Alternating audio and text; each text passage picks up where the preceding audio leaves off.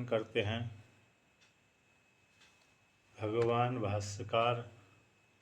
वृत्तिकार का जो मत था ज्ञान और कर्म का समुच्चय, उसका यहाँ पर खंडन कर रहे हैं। और जो प्रश्न आदि को लेकर के, तो उसी को लेकर के यहाँ पर कहते हैं कि सन्यासियों के लिए ज्ञान निष्ठा का भगवान ने क्या किया है, वर्णन किया है, और कर्मियों के लिए कर्मनिष्ठा का वर्णन किया है।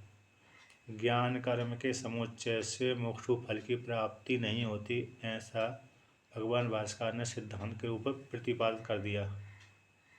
और जो वृत्तिकार कहते हैं ज्ञान कर्म का समुच्चय, तो यहाँ पर जो पहला श्लोक था ज्यासी चेत कर्मणास्ते मता बुद्धिर इत्यादि, यदि ये समुच्चय होता तो अर्जुन का ये प्रश्न उत्पन्न नहीं होता। यदि कर्मों से बुद्धि श्रेष्ठ है तो मेरे को घोर कर्म में क्यों लगा रहे हैं।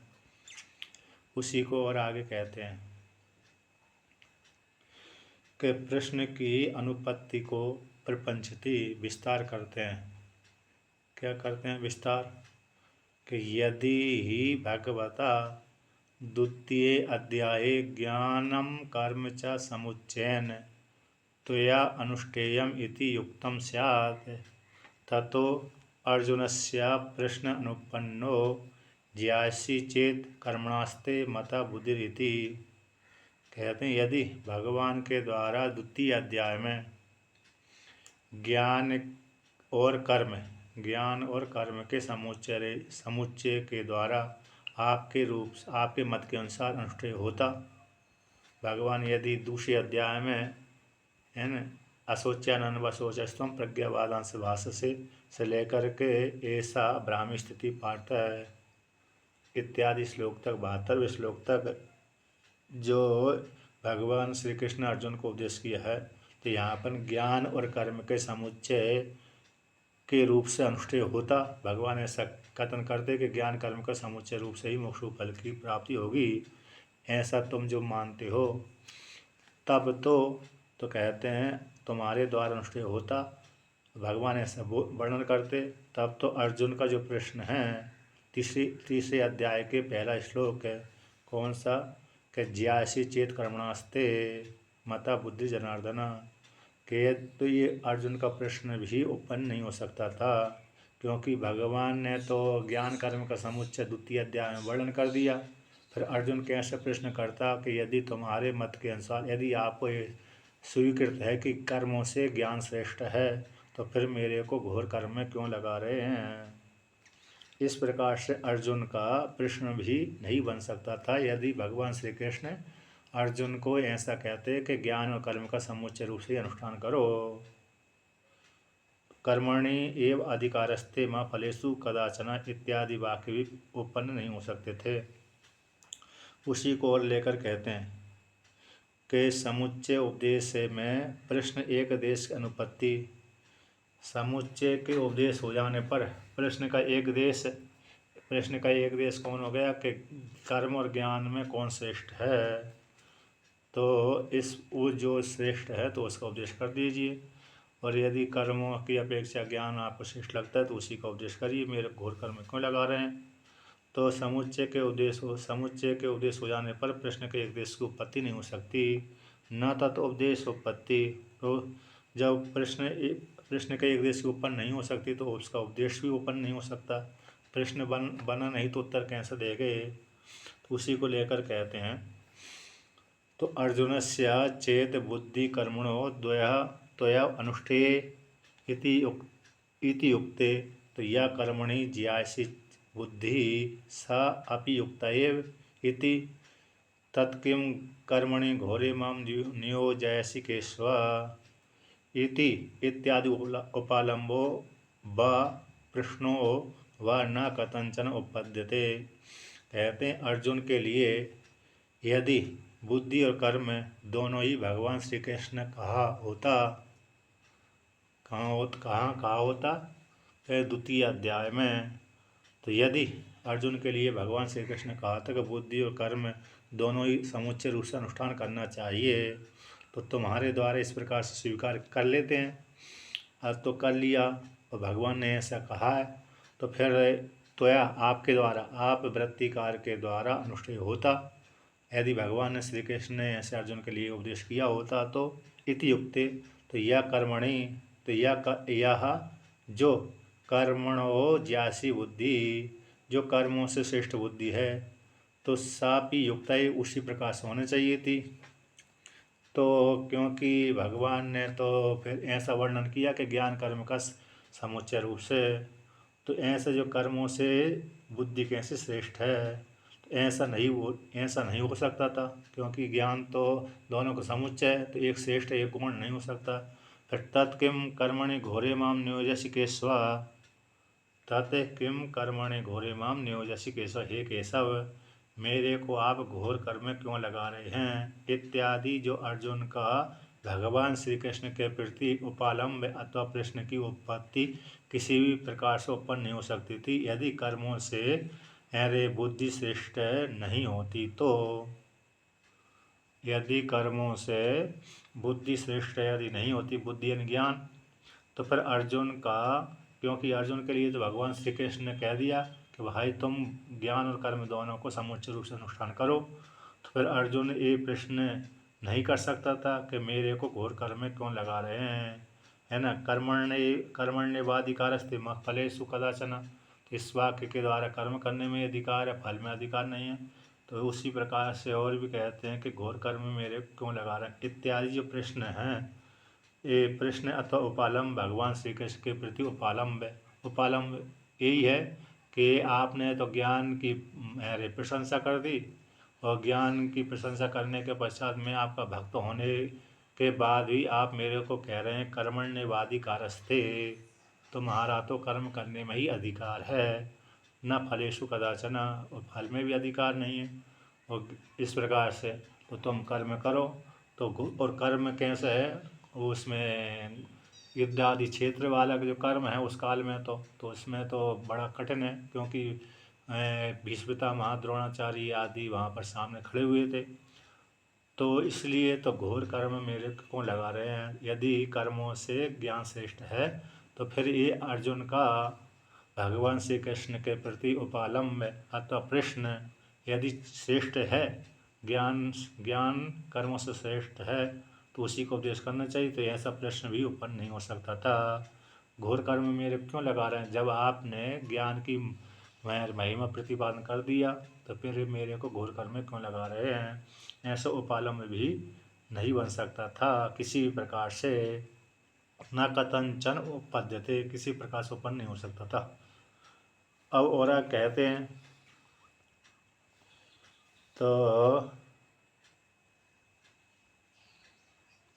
कहते हैं क्या कहते हैं, न चाह तो कर्मण्येवाधिकारस्ते मा फलेषु कदाचन, ये वाक्य आया दूसरे अध्याय के 47वां, कर्म करने में अधिकार है, फल में तुम्हारा अधिकार नहीं है। ऐसे अर्जुन के प्रति उपदेश कर देने से भगवान तम उसी के प्रति अर्जुन के प्रति कहते हैं ज्यासी बुद्धि, यदि कर्मों से बुद्धि श्रेष्ठ, ऐसा भी भगवान के द्वारा अर्जुन को नहीं पूछना चाहिए, बुद्धि कर्मों से श्रेष्ठ है ऐसा नहीं कहना चाहिए थी, है ना।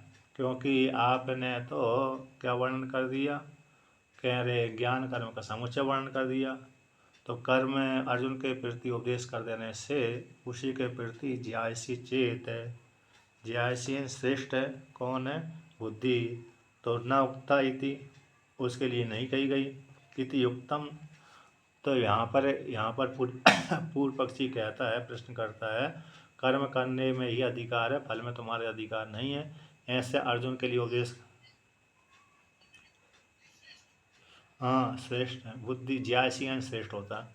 तो यहाँ पर ये वर्णन करते हैं कि अर्जुन के लिए कर्मों का उपदेश कर दिया था, कर्मण्येवाधिकारस्ते मा फलेषु कदाचन, तो कर्म कर दिया, कर्म करने के उपदेश कर देने के पश्चात उसी के प्रति के ज्यासी बुद्धि श्रेष्ठ है ऐसा उपदेश उसके लिए नहीं कहा गया।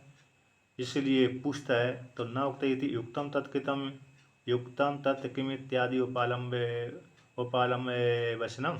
तो पूर्व पक्षी कहता है, पूर्व पक्षी का कहना है कि भाई अर्जुन के लिए तो कर्म का उपदेश कर दिया, उसके लिए ज्ञान का उपदेश तो किया नहीं था, इसलिए उस अर्जुन ने भगवान श्री कृष्ण के लिए उपालंब कह दिया, आप मेरे को घोर कर्म में क्यों लगा रहे हैं। इसलिए उपालंब बन सकता था, बन जाएगा, है ना। ये प्रश्न है, पूर्व पक्षी का प्रश्न है, शंका है कि अर्जुन के लिए ज्ञान का उपदेश कर्मों का उपदेश करने के पश्चात अर्जुन के लिए ज्ञान का उपदेश नहीं किया, इसलिए ज्ञान का उपदेश न करने के कारण अर्जुन ने प्रश्न कर लिया, क्योंकि ज्ञान का उपदेश तो सन्यासियों के लिए किया है। यदि हाँ, तो देखिए आगे वो आएगा तो उसको वर्णन करेंगे। तो यहाँ पर प्रश्न करता है पूर्व पक्षी कि अर्जुन के लिए कर्म करने का अधिकार है, ऐसा उपदेश कर दिया, उसके लिए ज्ञान का उपदेश नहीं किया। ज्ञान किसके लिए उपदेश कर दिया था, सन्यासियों के लिए उपदेश कर दिया था। तो सन्यासियों के लिए उपदेश किया था, इसलिए अर्जुन ने रे कह दिया भाई कि रे मेरे को घोर कर्म में कौन लगा रहे हैं। इसलिए अर्जुन का उपालंब भगवान श्री कृष्ण के प्रति बन सकता है। ऐसी आशंका को लेकर के यहाँ पर सिद्धांत कहता है, न च अर्जुनस्य एव जयायसी बुद्धि न अनुष्ठेय इति भगवता उक्तम पूर्वमिति कल्पितुम युक्तम येन जयायसी चेदिति प्रश्न स्यात्। येन क्योंकि न च अर्जुनस्य कि अर्जुन के लिए, अर्जुन का ही जयायसी बुद्धि, अर्जुन के लिए ऐसा उपदेश नहीं किया कि बुद्धि कैसी श्रेष्ठ है। जयायसी बुद्धि श्रेष्ठ न अनुष्ठेयति, बुद्धि तो श्रेष्ठ है लेकिन अनुष्ठेय नहीं है, अर्जुन के लिए उपदेश नहीं किया। क्योंकि अनुष्ठेय तो किसके लिए उपदेश कर दिया था, अरे सन्यासियों के लिए, जो मुमुक्षु सन्यासी उसके लिए उपदेश कर दिया। अर्जुन के लिए तो कह दिया भाई कि तुम युद्ध करो। इसलिए भगवान के द्वारा उक्तम पूर्वम, तो इस प्रकार से अनुष्ठेय रूप से नहीं कहा गया अर्जुन के लिए, तो इसलिए यहाँ पर कहते हैं तो पूर्वम इसलिए कल्पना करने के लिए न युक्तम, पूर्व भगवता भगवान के द्वारा कहते हैं न अनुष्ठेयति, यानी अर्जुन के लिए इस प्रकार से उपदेश नहीं किया, न युक्तम। तो एन ज्यासी चेद इति प्रश्न स्यात्, तो यहाँ पर कहते हैं जिस कल्पना के द्वारा, किसके द्वारा, यानी अर्जुन के लिए भगवान श्री कृष्ण ने पहले अनुष्ठेय नहीं कहा था, कैसा नहीं कहा था कि तुम इस प्रकार से ज्ञान का अनुष्ठान करो, तो ऐसी कल्पना भी नहीं कर सकते थे। अर्जुन के लिए बुद्धि श्रेष्ठ है इस प्रकार से अनुष्ठेय रूप से नहीं कहा गया, इसलिए भगवान जब कहीं नहीं कहा गया तो कल्पना कैसे बन सकती थी। भगवान के द्वारा अर्जुन के लिए पूर्ण उपदेश नहीं किया, तो अर्जुन ने कहा कि मैं ही कर लूँ, अनुष्ठान कर लूँ, तो ऐसी कल्पना करने के लिए शक्य नहीं है। तो कल्पितुम न युक्तम, ना कान भाई युक्ति के साथ जोड़ लेना चाहिए। तो इसलिए अरे कल्पना करने के लिए भी शक्य नहीं है, तो जिससे ज्यायसी चेद इति प्रश्न होगा। यदि कल्पना करता तो फिर अरे ज्ञान और कर्म से कर्म की अपेक्षा ज्ञान श्रेष्ठ होता, किंतु भगवान श्री कृष्ण ने तो अर्जुन के लिए उपदेश किया ही नहीं कि भाई तुम अरे क्या करो, कर्म ज्ञान का अनुष्ठान करो। इसलिए यद्यपि वहाँ पर ज्ञान की प्रशंसा है, सन्यासियों के लिए वर्णन कर दिया, किंतु अर्जुन के लिए ज्ञान का उपदेश नहीं किया, अनुष्ठेय रूप से उपदेश नहीं किया। इसलिए अब जब अनुष्ठेय रूप से उपदेश नहीं किया था, फिर कैसे अर्जुन कल्पना करके पूछता है कि मेरे लिए घोर कर्म में क्यों लगा रहे हैं, है ना। यदि ज्ञान कर्म श्रेष्ठ है तो मेरे घोर कर्म में क्यों लगा रहे हैं, इस प्रकार से प्रश्न भी उत्पन्न नहीं हो सकता था। तो इसलिए कल्पना करने के लिए शक्य नहीं है, भगवान ने तो उसके लिए अनुष्ठेय रूप से कहा नहीं।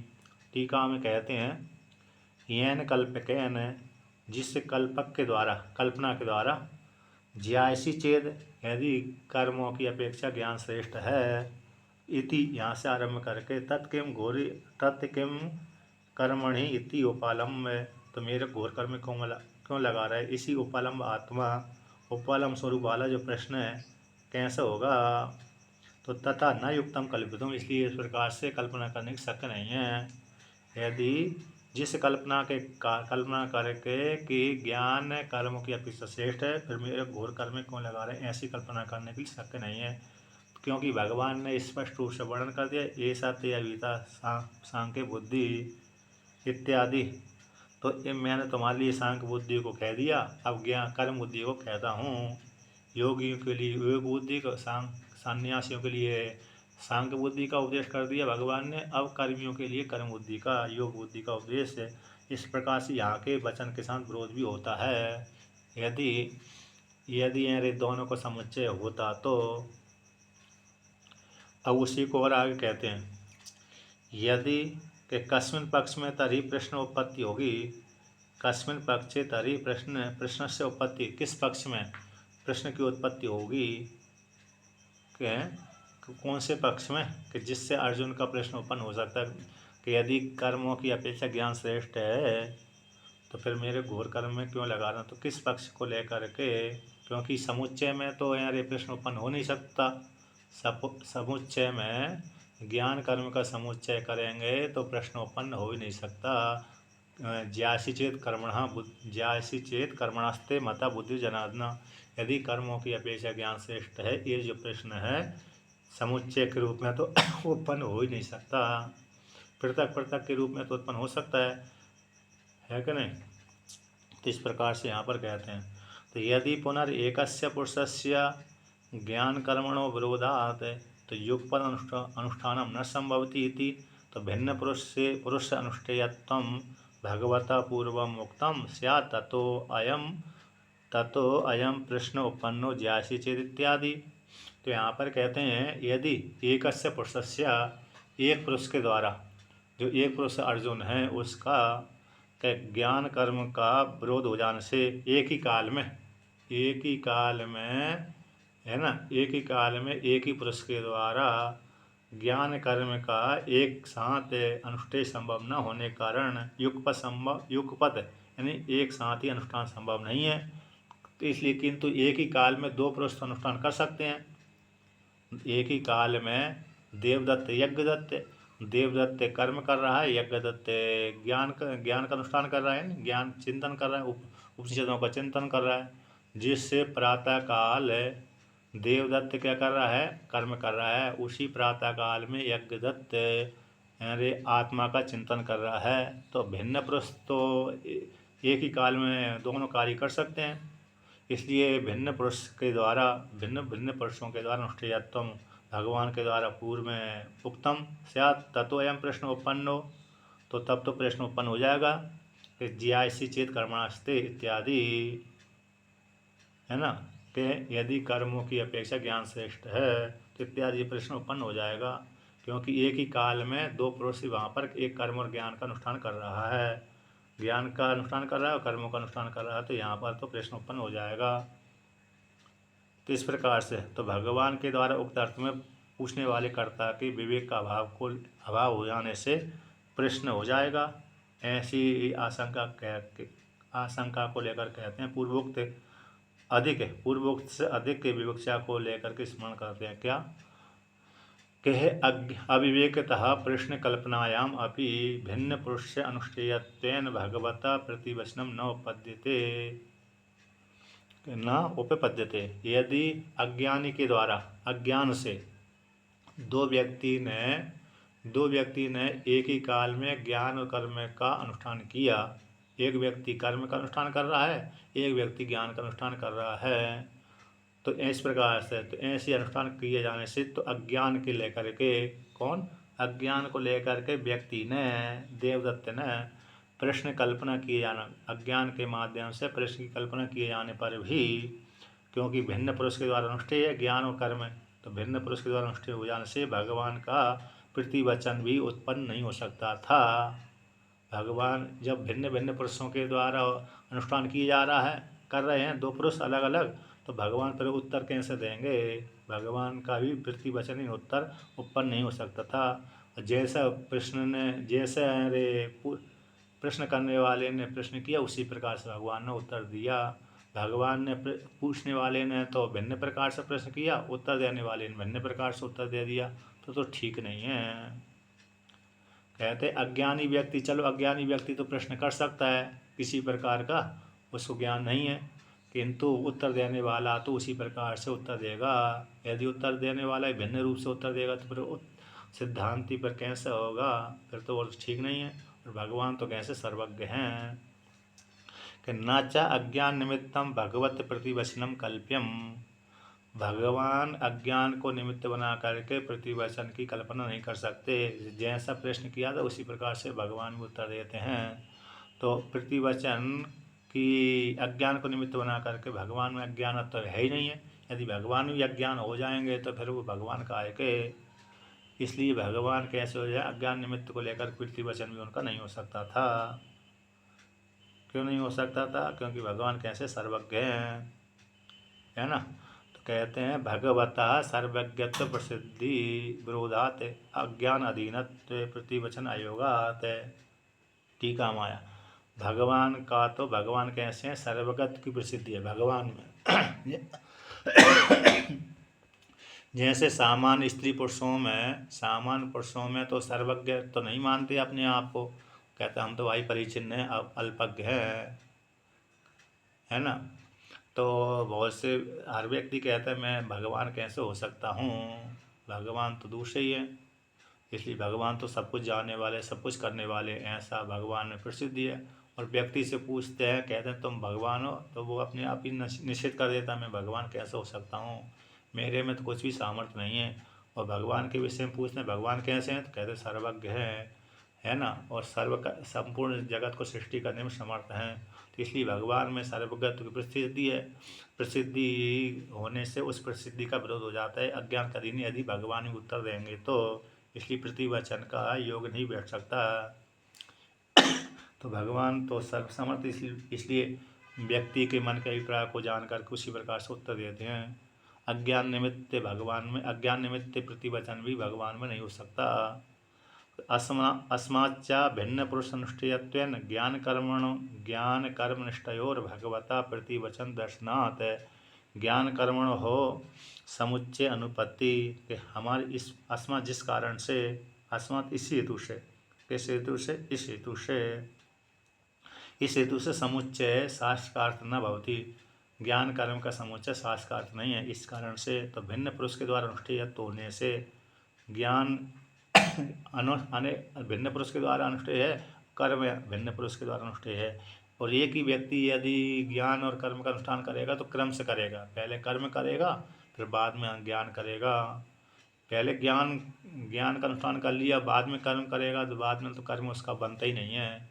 ज्ञान होने के पश्चात उसमें कर्म संज्ञा होती नहीं है, क्योंकि अधिकारित्व समाप्त हो गया। अधिकारित्व तभी होता है जब अज्ञानी रहता है। तो इसलिए तो अस्मात् इसी हेतु से भिन्न पुरुष के द्वारा अनुष्ठेयत्व ज्ञान कर्म दोनों निष्ठाओं को भगवान के द्वारा प्रतिवचन देखे जाने से, कि ज्ञानियों के लिए ज्ञान निष्ठा, कर्मियों के लिए कर्म निष्ठा, इस प्रकार से प्रतिवचन देखे जाने से तो ज्ञान कर्म का समुच्चय उत्पन्न नहीं हो सकता। क्रम से हो सकता है, क्रम से पहले, क्रम से अरे एक ही व्यक्ति एक ही काल में ज्ञान कर्म का समुच्चय नहीं कर सकता। एक ही व्यक्ति पहले कर्म कर सकता है, जैसे व्यक्ति कर्म करता है पहले फिर बाद में ज्ञान करता है, ये तो चलेगा। ऐसे अनुष्ठान कर लिया, 1 साल 2 साल उसने कर्म किए, कर्म करने के पश्चात फिर बाद में उसको वैराग हुए कर्मों से, फिर आत्मा का चिंतन करने लगा, तो फिर ऐसा तो बनता है। किंतु ज्ञान भी उसी काल में कर रहा है, कर्म भी उसी काल में कर रहा है, तो फिर संभव नहीं है। क्योंकि ज्ञान का फल अलग है और कर्म का फल अलग है। ज्ञान का फल है कि कर्मों का त्याग करना, और कर्मों का फल है कि कर्म करते रहना। इसलिए परस्पर विरोध होता है। इसलिए एक पुरुष के द्वारा अनुष्ठेय संभव नहीं है दोनों। तो कहते हैं इसलिए तरी तो शास्त्र का अर्थ कस तरी शास्त्र का अर्थ, फिर क्या है शास्त्र के अर्थ की विवक्षा, इसको लेकर कहते हैं तस्मात् केवलादेव ज्ञानात् मोक्ष इति एषो अर्थो निश्चितो गीतासु सर्वे उपनिषत्सु च। तो इसलिए केवल ज्ञान से ही मोक्ष की प्राप्ति होती है, ऐसा अर्थ है संपूर्ण उपनिषदों में और गीता में। संपूर्ण गीता में यानी 18 अध्याय वाली जो गीता में, गीता शास्त्र में और सारे उपनिषदों का एक ही निश्चित अर्थ है कि ज्ञान से मोक्ष फल की प्राप्ति होती है, न कर्मों से। कर्म समुचित ज्ञान से ही मोक्ष फल की प्राप्ति नहीं होती, और केवल कर्मों से तो होती नहीं है। और ज्ञान और कर्म के समुच्चय से भी मोक्ष फल की प्राप्ति नहीं होती। तो किससे होती है? कि ज्ञान से ही मोक्ष फल की प्राप्ति होती है। ज्ञान का ही फल है मोक्ष। इन ज्ञान के द्वारा अज्ञान की निवृत्ति हो गई। अज्ञान की निवृत्ति होते ही व्यक्ति को मोक्ष फल प्राप्त हो गया। मोक्षु फल मतलब मैं ब्रह्म हूँ, इस प्रकार से उसने जान लिया। ज्ञान के द्वारा अज्ञान की निवृत्ति हो गई। अज्ञान की निवृत्ति होते ही अपने आप को जान लेता, अरे मैं तो देवदत्त यज्ञदत्त नहीं था, स्त्री पुरुष नहीं था, तो मैं तो कौन था, ब्रह्म ही था और ब्रह्म ही हूँ और ब्रह्म ही रहूँगा आगे भी, है ना। इस प्रकार से उसको ज्ञान हो जाता है, दृढ़ निश्चय हो जाता है। अज्ञान की निवृत्ति होने पर ही जानता था मैं तो स्त्री हूँ, मैं पुरुष हूँ, मैं देवदत्त हूँ, यज्ञदत्त हूँ, मैं किसी की मेरे पुत्र पुत्री हूँ अथवा माता पिता हूँ, ऐसा मानता था ज्ञान होने से पहले। अब ज्ञान होने के पश्चात वो मानना बंद कर देता है, न मैं किसी की माता पिता हूँ, न मैं किसी का स्त्री पुरुष हूँ, न मैं पुत्र पुत्री हूँ।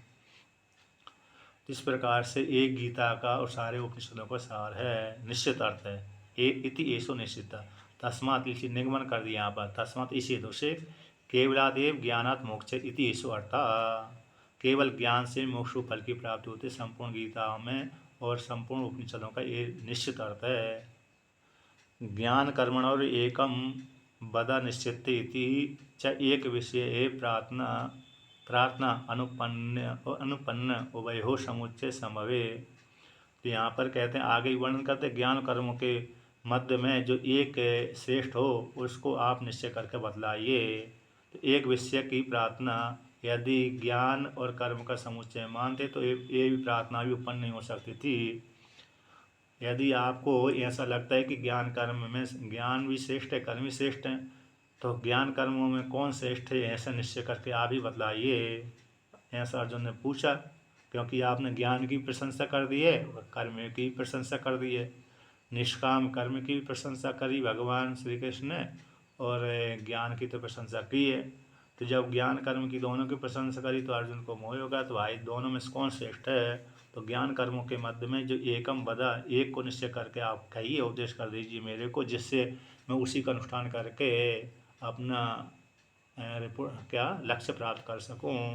तो जो एक विषय प्रार्थना थी अर्जुन की, फिर अर्जुन की समुच्चय हो जाने पर ये प्रार्थना ही उत्पन्न नहीं हो सकती। यदि ज्ञान कर्म का समुच्चय होता तो एक विषय की प्रार्थना भी अर्जुन की उत्पन्न नहीं हो सकती थी। और आगे कहते हैं कि कुरु कर्म एव तस्मात् त्वम् इति च ज्ञाननिष्ठः संभवम् अर्जुन से अवधारणं दर्शिष्यति। इसलिए यहाँ पर कहते हैं कुरु कर्म एव तस्मात् त्वम्, इसलिए हे तस्मात् त्वम्, इसलिए तुम कैसे हो, कर्म करो, कुरु यानी करो, कर्म ही करो। तो कर्म ही करो इस प्रकार से वाक्शेष से भी, तो वाक्शेष से निश्चय इस वाक्शेष के द्वारा इस प्रकार से वर्णन कर दिया गया है कि कर्म ही करो। तो कर्म ही करो, तो इसलिए ज्ञान निष्ठा संभवम, ज्ञान निष्ठा के संभव अर्जुन का अवधारण के द्वारा दर्शी स्थिति आगे दिखलाएंगे। ज्ञान निष्ठा का उत्पत्ति का, ज्ञान निष्ठा की उत्पत्ति को, है ना। अर्थात यहाँ पर है ना, ज्ञान निष्ठा, जो ज्ञान निष्ठा है अर्जुन के लिए यहाँ पर संभव नहीं है, ऐसा अवधारण के द्वारा आगे दिखलाएंगे। तुम कर कुरु कर्म एव तस्मात् तुम कर्म ही करो। तो ज्ञान निष्ठा की यहाँ पर ज्ञान निष्ठा संभवम, तो असंभवम, यहाँ पर जो खंडाकार लगा ले ना, तो ज्ञान निष्ठा असंभवम, तो ज्ञान निष्ठा उसके लिए असंभव को दिखलाती हुई अर्जुन के लिए, अर्जुन का अवधारण के द्वारा आगे भगवान श्री कृष्ण दिखलाएंगे, है ना। इसलिए तुम कर्म ही करो, यानी इस हेतु से भी शास्त्र का समुच्चय अर्थ में, शास्त्र जो है गीता शास्त्र का सार है, समुच्चय में नहीं बल्कि पृथक पृथक ही है, यानी वाक शेष के द्वारा, एवकार के द्वारा। तो कर्म एव, इसलिए कुरु कर्म एव, तो कर्म ही करो, इसलिए तुम तो कर्म ही करो। ज्ञान निष्ठा वहाँ पर एवकार के द्वारा अवधारण पूर्वक है, ज्ञान में निष्ठा का होना अर्जुन के लिए संभव नहीं है, ऐसा भगवान श्री कृष्ण आगे वर्णन करेंगे। तो यहाँ पर ज्ञान निष्ठा असंभव, यहाँ पर खंडाकार निकाल देंगे तो आकार का अर्थ निकल जाएगा, संभव कर देंगे तो ज्ञान निष्ठा संभव है अर्जुन का, किंतु खंडाकार लगा देने से क्या हो जाएगा, आकार निकल जाएगा। तो ज्ञान निष्ठा का असंभव अर्जुन के लिए अवधारण के द्वारा आगे दिखलाएंगे। ज्ञान निष्ठा अर्जुन के लिए नहीं बन सकती, क्योंकि कर्म करने का उस काल में अधिकार है, फिर बाद में उसी कर्म के माध्यम से निष्काम कर्म करते करते करते उसको अरे ज्ञान की प्राप्ति हो जाएगी। मतलब ये है कि ज्ञान और कर्म में एक ही पुरुष के द्वारा एक ही काल में संभव नहीं है, क्रम से हो सकते हैं। पहले कर्म हो सकते हैं फिर बाद में ज्ञान हो सकता है। इसलिए आगे का जो वाक्य है, इस वाक्य के द्वारा अर्जुन के लिए विशेष कर्म करने का अधिकार का उपदेश करते हैं भगवान श्री कृष्ण। इसलिए ज्ञान निष्ठा उसके लिए असंभव दिखला देते हैं। तो इसलिए जो ज्ञान का अधिकारी हो ज्ञान में जाए और जो कर्म का अधिकारी हो कर्म करे, किंतु एक ही काल में दोनों नहीं हो सकते, भिन्न काल में तो हो सकते हैं। और भिन्न भिन्न पुरुष से है तो भिन्न पुरुष से ज्ञान का अधिकारी है, भिन्न पुरुष से कर्म का अधिकारी है। तो जो कर्म का अधिकारी हो कर्म करे, जो ज्ञान का अधिकारी हो ज्ञान करे। इस प्रकार से वर्णन कर दिया। अब ऐसा कथन करने के पश्चात अब भगवान श्री कृष्ण उपदेश करते हैं अर्जुन के लिए। अर्जुन कहता है, अर्जुन उवाच जियायसि चेत कर्मणास्ते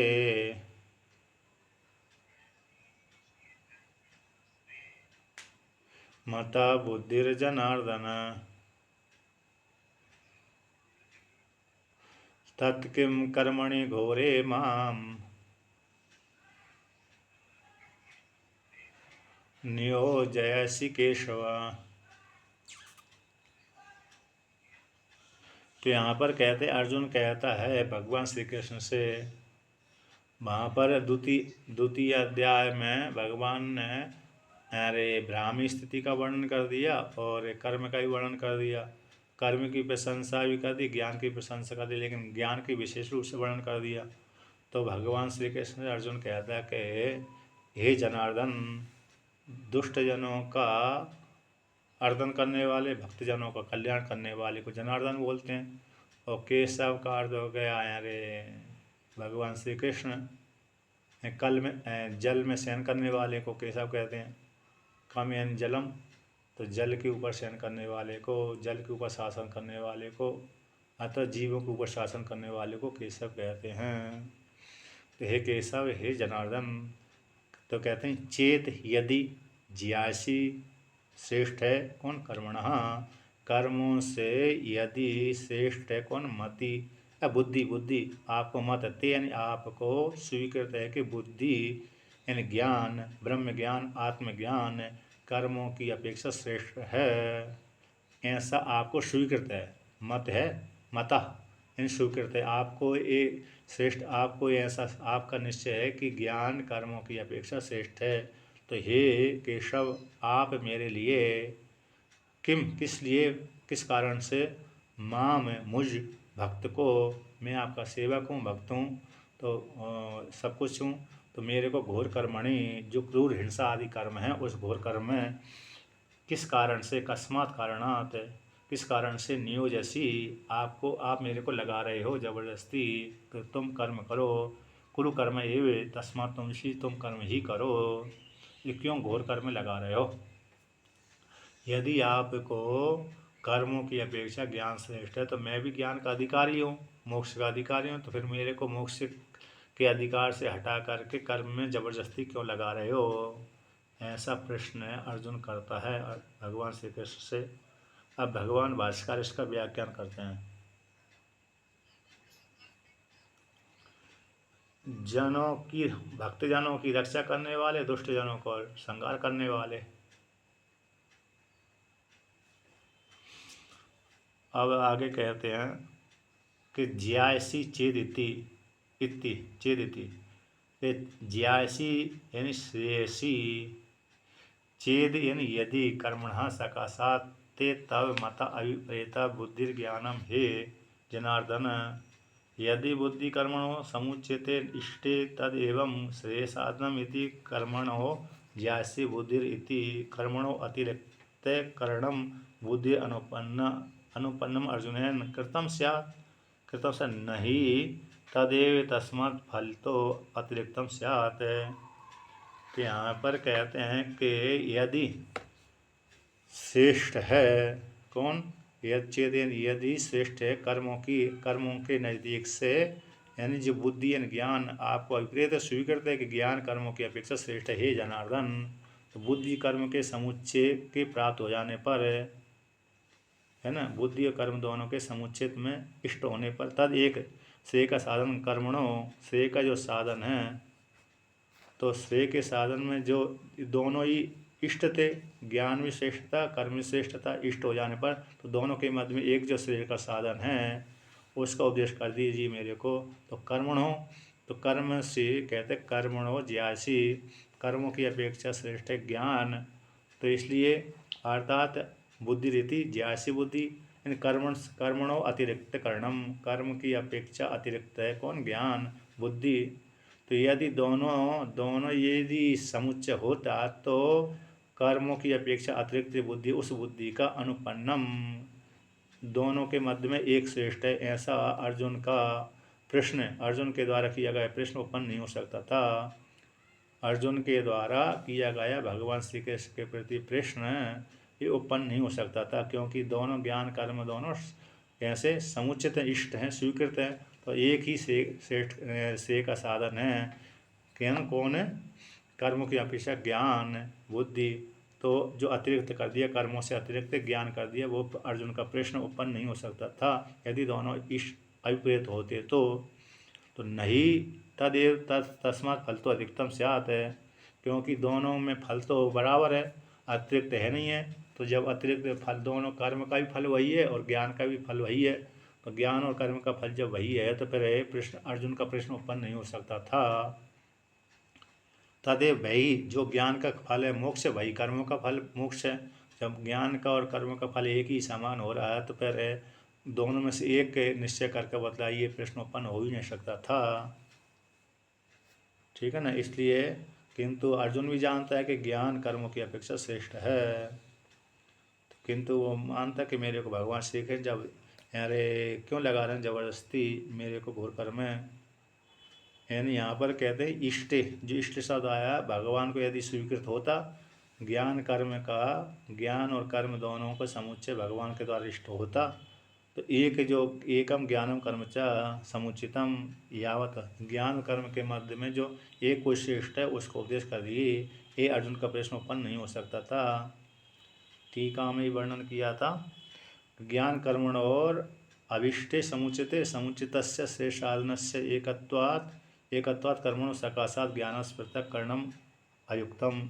यदि ज्ञान और कर्म दोनों समुचित, तीसरी पंक्ति है 116 नंबर पृष्ठ पे, ज्ञान और कर्म दोनों को समुचित रूप से अभिष्ट होता भगवान श्री कृष्ण को, तो श्रेय का साधन जो एक है, श्रेय के साधन का समुचित जब जो दोनों समुचित रूप से प्राप्त हो गए तो कर्मों की अपेक्षा ज्ञान श्रेष्ठ, यह सब पृथक करना ठीक नहीं था। तो इसलिए क्योंकि फल में दोनों का समानता है, एकम साधनम फल तो अतिरिक्तम किम न स्यात्, फल से एक जो साधन है फल से अतिरिक्त क्यों ना मान लिया जाए, क्योंकि दोनों कर्म, ज्ञान का फल भी वही है, कर्म का फल वही है, तो फिर दोनों कर्म ज्ञान कर्म का एक ही फल हो रहा है, तो फिर भाई तो पृथक पृथक प्रश्न उत्पन्न नहीं हो सकता। यदि ज्ञान कर्म की श्रेष्ठ है, ये प्रश्न ज्ञान कर्म की अपेक्षा श्रेष्ठ है, तो प्रश्न अर्जुन का बन ही नहीं सकता था, क्योंकि दोनों का फल एक ही बन रहा है। इस प्रकार से अब आगे कहते हैं,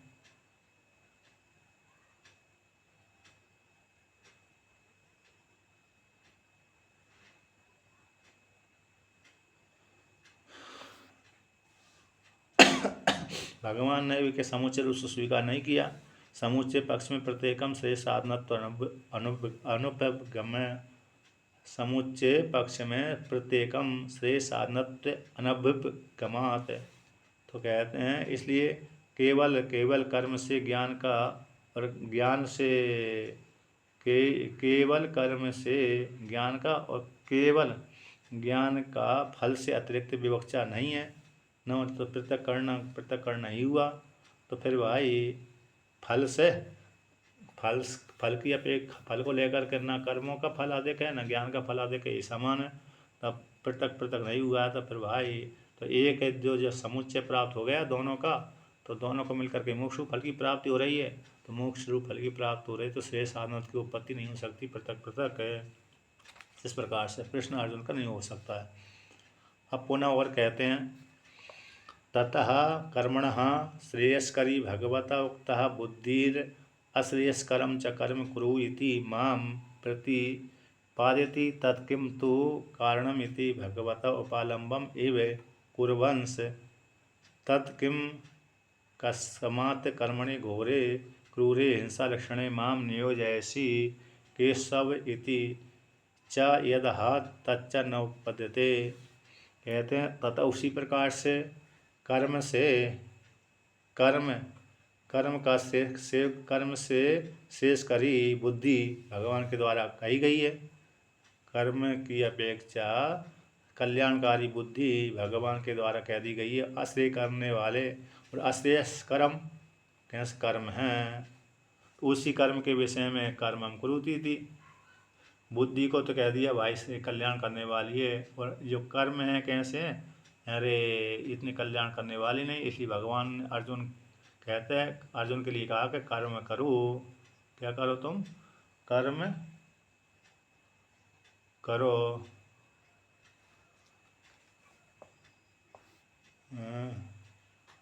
तो कर्म करो। तो इस प्रकार से यहाँ पर तो इति तो माम प्रति, तो मेरे को माम प्रतिपादयति, तो मेरे को इस प्रकार से बोलते हैं। तो मेरे तत्किम कि तुम कर्मों के यहाँ से कल्याण करने वाली बुद्धि है, और मेरे लिए कहते हैं कि तुम कर्म करो। तो मेरे प्रति कर्म को वर्णन करते हैं, प्रतिपादन करते हैं। तो तत्किम कारणम, किस क्या कारण कि भगवान मेरे लिए घोर कर्म लगा रहे हैं। ऐसा जो अर्जुन का उपालंब भी उपालंब के समान भगवता भगवान का भगवान के प्रति उपालंब के समान करते हुए कुर्बन करता हुआ अर्जुन तत्किम कस्मात् कारण से कर्मणि घोरे कर्मणि घोर कर्म में हिंसा लक्षण वाले जो घोर कर्म है मेरे को क्यों भगवान लगा रहे हैं, ऐसा भगवान श्री कृष्ण के प्रति उपालंब भी उत्पन्न नहीं हो सकता था।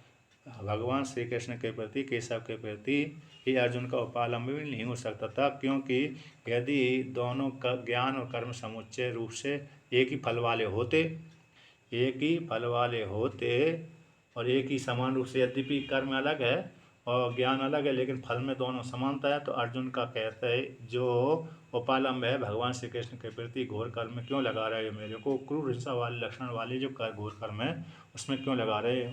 ऐसा उपालंब भी उत्पन्न नहीं हो सकता था, क्योंकि विद्या का फल अलग है, कर्म की अपेक्षा से करने वाली विद्या है और अश्रेष्ठ करने वाले कर्म है। इसलिए तुम कर्म करो। ऐसा करने के पश्चात माम मेरे को कर्म के माम प्रति मेरे के प्रति प्रतिपादित भगवान मेरे को वर्णन कर तुम कर्म करो।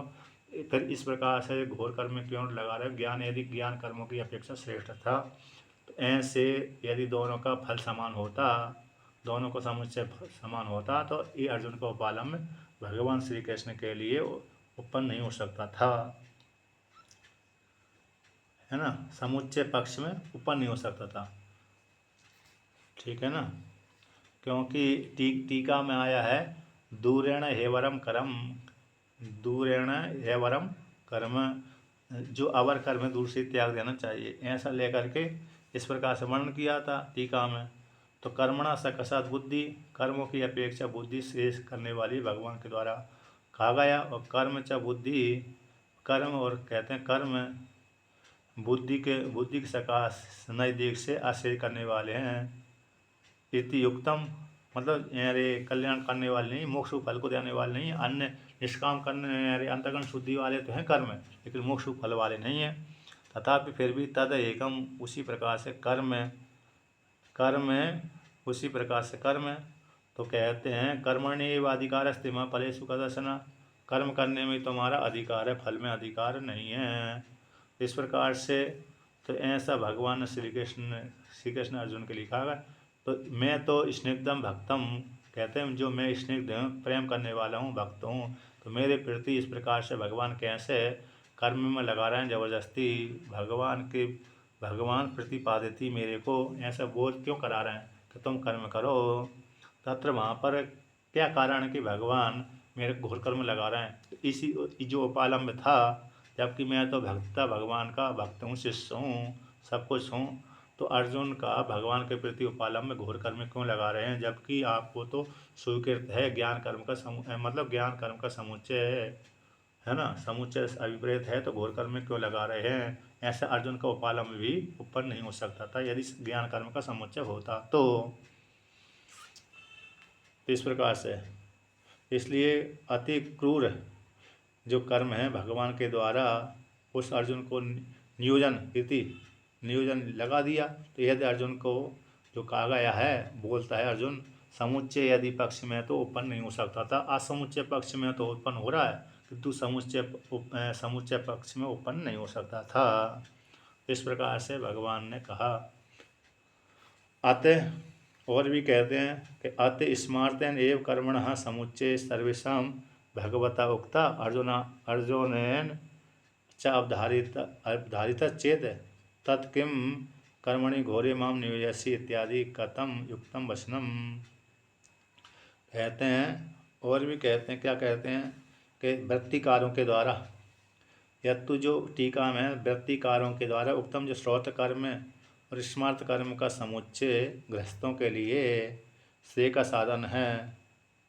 श्रौत कर्म स्मार्त कर्मों के साथ समुच्चय गृहस्थों ज्ञान का, और ज्ञान के साथ समुच्चय हो गया तो श्रेय साधन है। इतरेशम और अन्यों का स्मार्त कर्म के साथ समुच्चय, इतरों जो ब्रह्मचारी वानप्रस्थ संन्यास आश्रम वालों के लिए तो स्मार्त कर्मों के साथ समुच्चय से ज्ञान कर्मों का समुच्चय स्मार्त कर्मों का, और गृहस्थों के लिए तो श्रौत कर्म स्मार्त कर्म और ज्ञान का समुच्चय भगवान के द्वारा उत्तम अर्जुन के द्वारा निर्धारितम इति तद उसी को अनुवदति।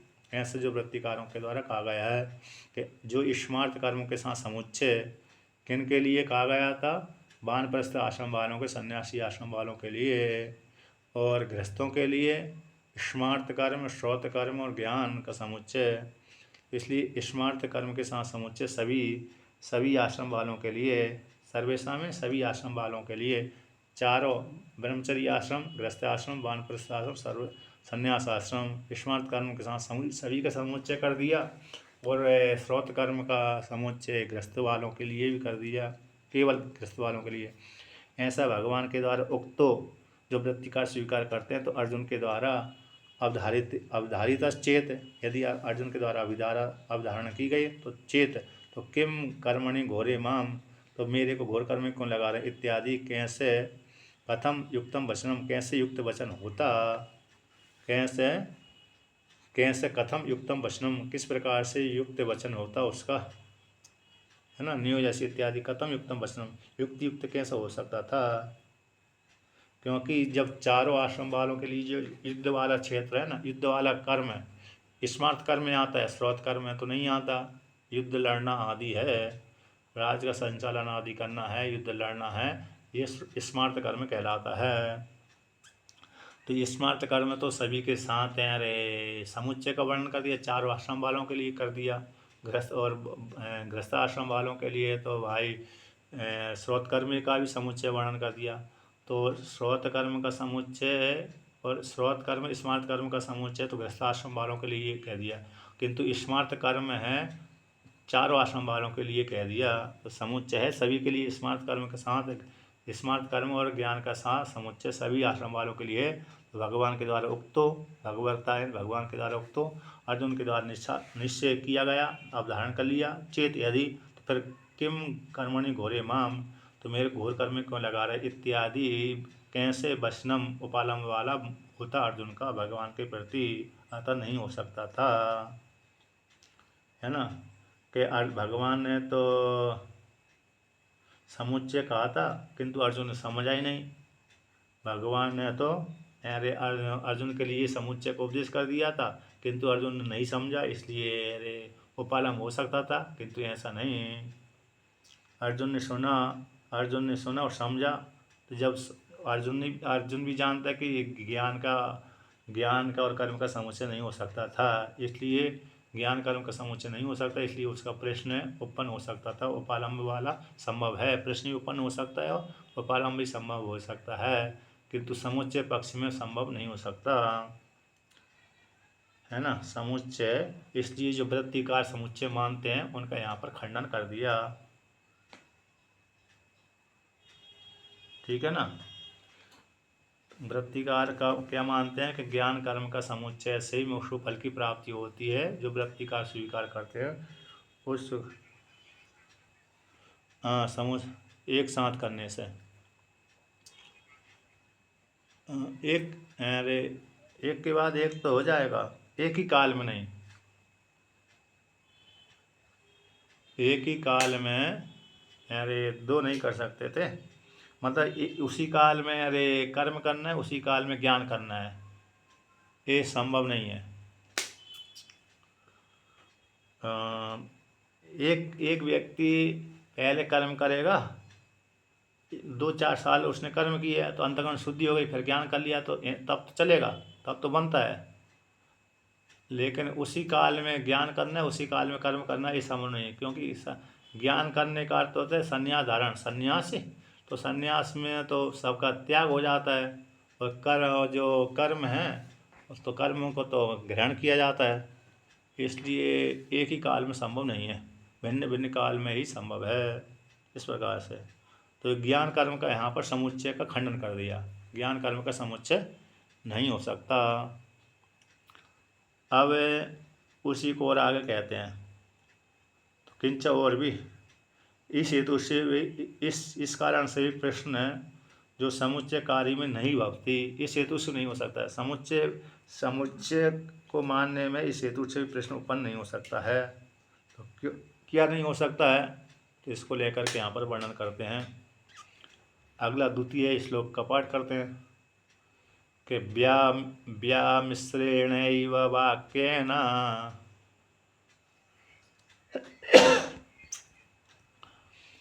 बुद्धिं मोहयसीव मे।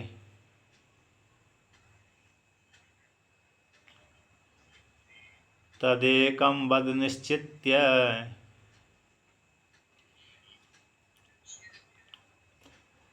येन श्रेयोऽहमाप्नुयाम्।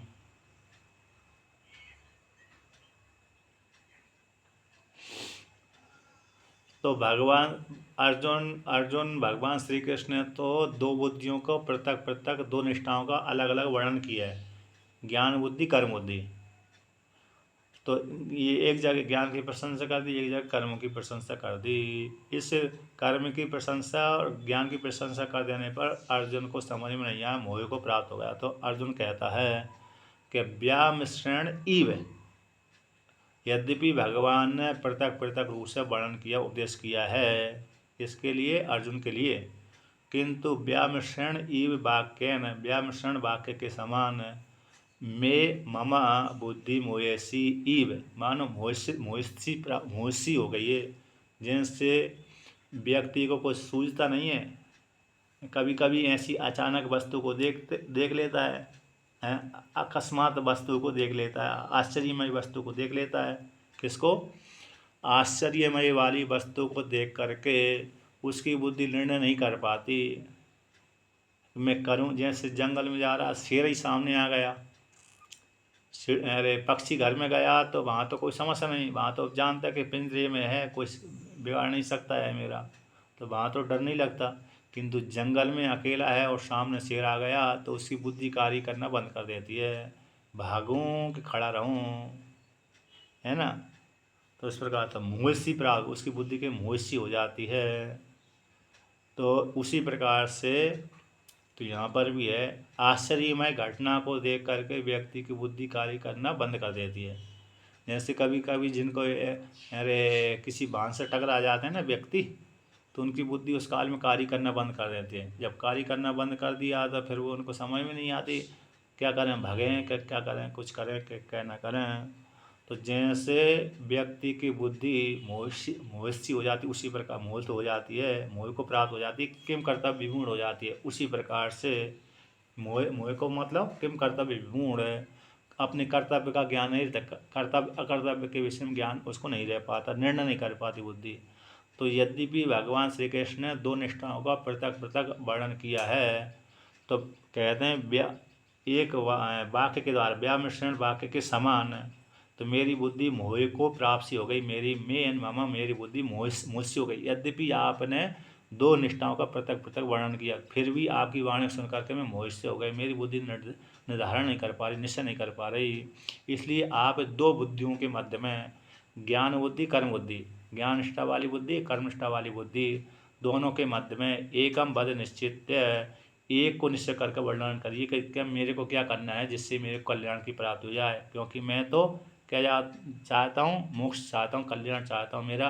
अरे मुझको अनर्थ रूप फल की प्राप्ति न हो बल्कि श्रेय रूप फल की प्राप्ति हो। इसलिए दो बुद्धियों के मध्य में मेरे को निश्चय करके वर्णन कर दीजिए, उपदेश कर दीजिए कि तुमको यही करना है। जब व्यक्ति निर्णय नहीं कर पाता है तो बड़े महापुरुषों से पूछता है तो मेरे को क्या करना चाहिए। ऐसे है कि नहीं, बहुत से व्यक्ति घरों में भी जो व्यापार, जो घर में है लड़का लड़कियां हैं, व्यापार करें कि नौकरी करें कि क्या करें। ये नौकरी के विषय में भी होता है कि ये नौकरी करें कि ये नौकरी वाले में फार्म डालें कि वो नौकरी वाले में फार्म डालें, और व्यापार के विषय में भी इस व्यापार करें कि उस व्यापार को करें, कौन से व्यापार को करें। 4-5 विकल्प सोच लिए, है ना। तो उन व्यापार के विषय में निर्णय नहीं कर पाता, फिर जब स्वयं निर्णय नहीं कर पाता है तो फिर दूसरे से पूछता है मेरे के लिए कौन सा व्यापार करना चाहिए, दुकान खोलना चाहिए, कौन सी दुकान, है ना, खाने पीने वाली खोलना चाहिए कि सामग्री बेचने वाली खोलना चाहिए। इसलिए तो पर दूसरे से कहता है कि बताओ, आप निर्णय करके बताओ, उसी के अनुसार मैं चलूँगा। जिसके प्रति श्रद्धा होती है तो कल्याणकारी सोचता है, उसी से पूछता है। तो बदे तदेव एकम निश्चित तद, उन दोनों के मध्य में, इन ज्ञान निष्ठा के मध्य में, कर्म निष्ठा के मध्य में एक का निश्चय करके वर्णन करिए जिससे, तो उसी को सुन करके श्रेयो हम आपनुयाम, श्रेय इन कल्याण को प्राप्त हो जाऊं। इस प्रकार से अर्जुन ने पूछा। उसी प्रकार से वहाँ पर, यहाँ पर आया ना, कहाँ पर आया, बृहदारण्य उपनिषद में भी आया। तो बृहदारण्य उपनिषद में कहाँ पर आया, कह के जो मैत्री है, याज्ञवल्क्य ने कह दिया कि अरे मरने के पश्चात संज्ञा नहीं रहती है, मरने के पश्चात संज्ञा नहीं रहती। अब इसी वाणी को सुनकर के मैत्रेयी ने कहा कि मर गया का जीव नष्ट ही हो गया, समाप्त ही हो गई। तो उस याज्ञवल्क्य जो उनके पत्नी थे मैत्रेयी के, तो उसी याज्ञवल्क्य की वाणी को सुनकर के पत्नी मैत्रेयी ने उनकी वाणी को सुनकर मुहस्सी हो गई। तो वो भी स्पष्ट करती है, यद्यपि आपने ठीक ठीक बोला कि मेरी बुद्धि कार्य नहीं कर पा रही, आपने बोला है कि अरे मरने के बाद संज्ञा नहीं रहती, क्या जीव नष्ट ही हो जाता है। तो उन्होंने फिर उत्तर दिया बाद में कि नहीं, मैंने मरने के बाद जीव नष्ट ही हो जाता है ऐसी बात नहीं। जब ज्ञान हो, शरीर छूट जाता है, ज्ञान हो जाता है, उस काल में ये लिंग जो संज्ञा थी, लिंग की थी, अरे स्थूल शरीर सूक्ष्म शरीर की संज्ञा होती है, ना कि आत्मा की।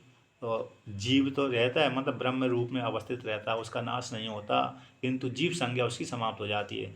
ये अमुक का लड़का अमुक की लड़की है, इस प्रकार संज्ञा समाप्त हो जाती है, जीव का अभाव हो जाता है, ना मर ही जाता है। जैसे बौद्ध मार देते हैं, बौद्ध जीवों को मार देते हैं, चारवाक मार देते हैं, बौद्ध मार देते हैं।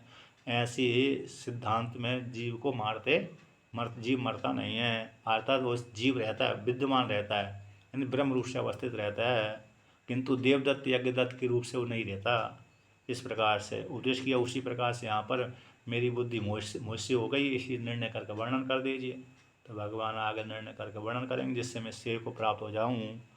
आगे का पाठ करेंगे, भगवान भाष्यकार कहेंगे, इसका व्याख्यान करेंगे, है ना।